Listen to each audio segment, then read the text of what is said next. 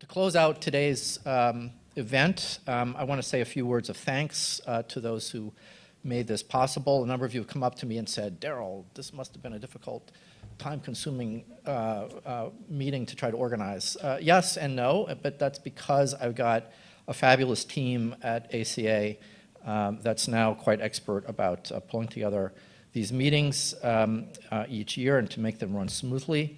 They're passionate about their work. They're a joy to work with, and I want to give all of them a round of applause, the Arms Control Association team. And I want to give a particular shout out to our dedicated COO, Kathy Crandall Robinson, our Director of Communications and Operations, Tony Fleming, who our Program and Operations Assistant, Libby Flatoff, and to Alan Harris, our stellar production and design editor, who along with our chief editor, hold your applause for a moment. I didn't time the applause lines right. Along with our chief editor, Carol Giacomo of Arms Control Today, are responsible for making Arms Control Today not only excellent in terms of content, but it also looks pretty darn good. So thanks to all of them. For those of you watching online, you have our videographer, Brendan Kawanaki, to thank for that. I want to thank the C-SPAN audience for being with us, and C-SPAN, my favorite network, for being here with us today. I also want to thank our board of directors. You heard from Tom Countryman, who is fabulous, but we also have one of the most dedicated expert boards of directors right now that I've ever worked with in my long career with ACA.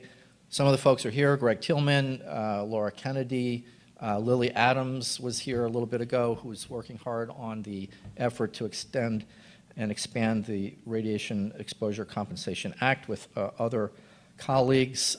So thanks to our board of directors and the staff. And then you might have seen earlier today on the screen the names of some of the generous meeting sponsors who've helped make this meeting possible. Your financial support and assistance is essential to be able to pull off this, not only this event, but our programs and initiatives through the year. And there's also the list in your program book.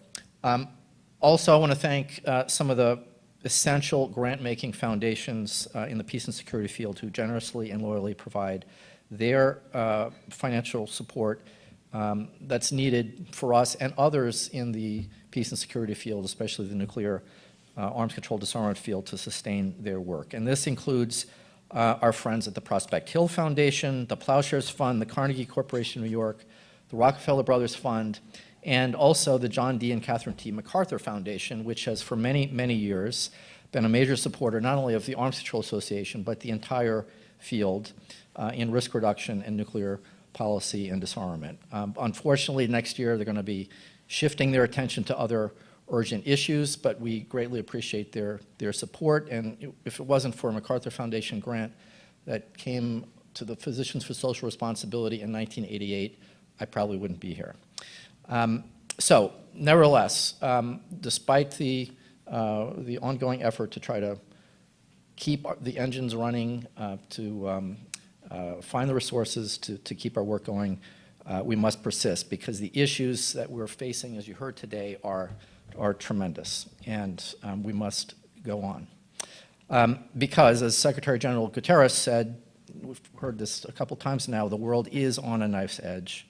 And as Tom Countryman reminded us, it is our time to try to tackle the big challenges that we're facing and to make a difference. It's going to take persistence, passion, and your involvement. And I want to thank everybody here and online and out there for joining us today. We are adjourned.